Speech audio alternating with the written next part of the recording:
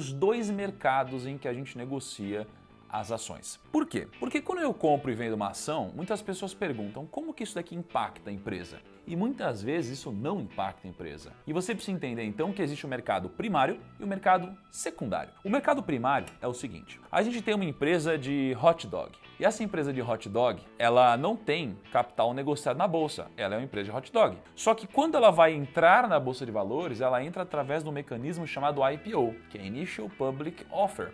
Então ela vai fazer uma oferta pública inicial de ações dela. Essa empresa vale R$1 milhão e ela tem 1 milhão de ações, então cada ação dela é negociada a R$1. Ela vai fazer uma oferta pública de 20% do capital dela. Então ela vai jogar para o mercado, vai fazer uma oferta pública de 200 mil ações a mais ou menos R$1. Então os investidores vão comprar essas 200 mil ações por R$1 cada e agora o capital do hot dog vai ser 80% de um dono ou de alguns acionistas e 20% do mercado. Então, quando ela entrou no mercado pela primeira vez, e esse é o mercado primário, o que acontece é que um dinheiro que estava aqui na mão dos investidores foi parar no bolso da empresa. E 200 mil ações que estavam no bolso dos acionistas vieram para esses outros acionistas, os investidores que agora são sócios dessa empresa. Isso daqui é o mercado primário. Quando isso acontece, tem essa troca direta com a empresa. E algumas vezes mais para frente, a empresa pode fazer também o que a gente chama de follow-on, que é ela vender mais participação aqui do próprio capital dela ou fazer ofertas novas emitindo novas ações para esses investidores. Isso é o mercado primário. E por que a empresa faz isso? Por vários motivos, seja porque o acionista quer ganhar dinheiro, mas geralmente é porque o acionista ele quer pegar recursos emprestados para que ele possa investir e crescer.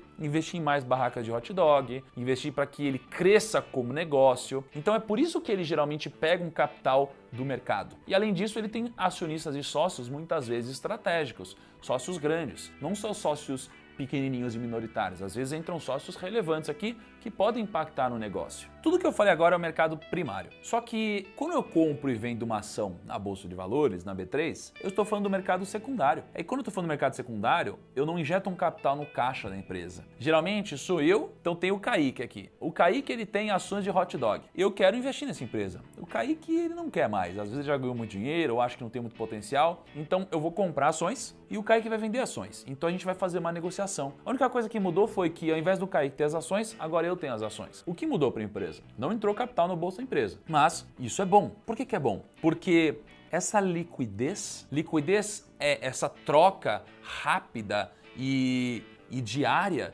né, de capital, ela ajuda os investidores que participaram do IPO a acreditar que faz sentido eu financiar o crescimento da empresa, virando sócio da empresa, porque eu sei que no futuro, se eu quiser sair, eu tenho liquidez. Então o Kaique, ele tem liquidez, por isso que ele pôde vender. Precisou de dinheiro, ele vendeu. Eu quis investir, eu comprei. Então o mercado secundário, ele é importante porque dá liquidez para que as pessoas se sintam confortáveis de investir numa ação, num IPO ou num follow-on. Então o mercado secundário é isso, não entra dinheiro no caixa da empresa, a não ser que ela resolva vender ações próprias, né, que ela comprou na tesouraria dela no mercado. Mas aí é um outro caso. Como eu ganho dinheiro com ações? Existem duas formas principais, os dividendos e a valorização de capital. O que é a valorização de capital? Se essa empresa de hot dog, que estava sendo negociada a R$1, cresceu 100%, ela agora vale R$2.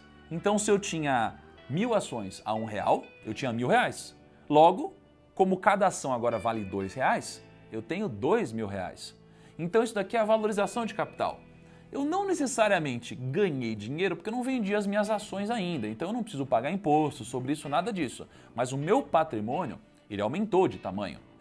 Então isso é uma forma muito comum de ganhar dinheiro no mercado, porque o patrimônio vai crescendo e é como um imóvel. Você investe no imóvel, ele vai se valorizando com o tempo, você não vendeu, mas você tem um patrimônio maior. Essa é a valorização de capital. A outra forma de ganhar dinheiro é quando essa empresa tem lucro, porque vendeu muito hot dog, porque o mercado está bombando, pagou todos os funcionários, todos os custos, sobrou um dinheiro. O CEO dessa empresa, junto com o conselho de administração, vai decidir distribuir lucros. E para quem que eles vão distribuir lucros? Só para os acionistas. Os lucros eles vêm depois da bonificação, PLR, tudo isso. Então eles vão distribuir esse lucro para os acionistas. Se eu tenho um percentual aqui de ações, eu vou receber. Então, se você tem, você também vai receber. Isso daqui a gente chama de dividendos ou proventos. Os proventos representam várias atribuições especiais aqui. Então, dentro dos proventos, a gente tem dividendos, juros sobre capital próprio e algumas outras coisas, mas esses são os dois principais. São formas de a empresa distribuir parte do seu lucro para os acionistas.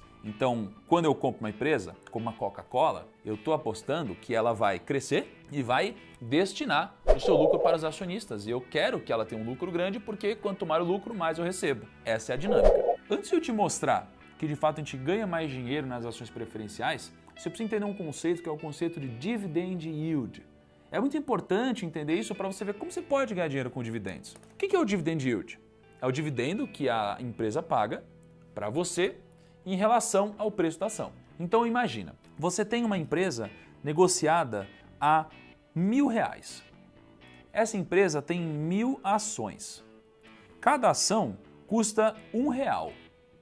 E aí, essa empresa teve um lucro por ação equivalente a 50 centavos, certo?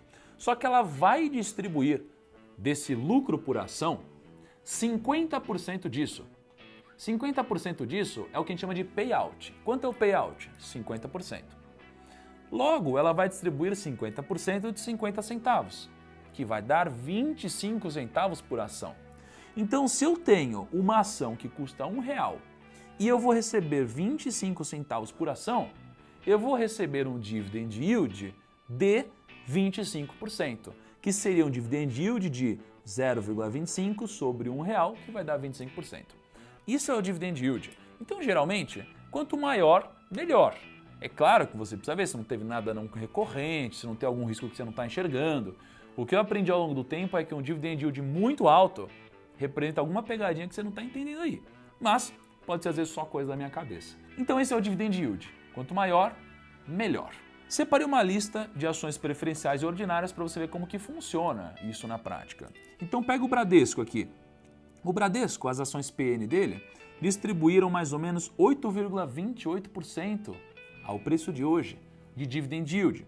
Significa que para cada R$100, você, ao preço de hoje, ao mesmo cenário, ganharia R$ 8,27.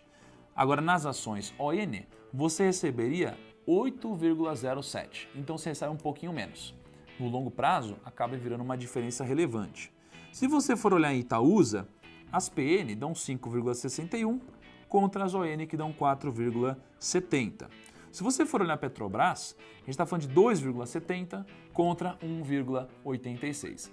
Então, essa diferença ela é relevante e no longo prazo faz uma diferença grande. Mas é claro, precisa ser visto caso a caso. Porque mesmo as ações preferenciais pagando mais, às vezes as ações ON elas ficam tão baratas que o dividend yield, como um componente deles é o preço, acaba ficando mais atrativo comprar uma ação ON do que uma ação PN.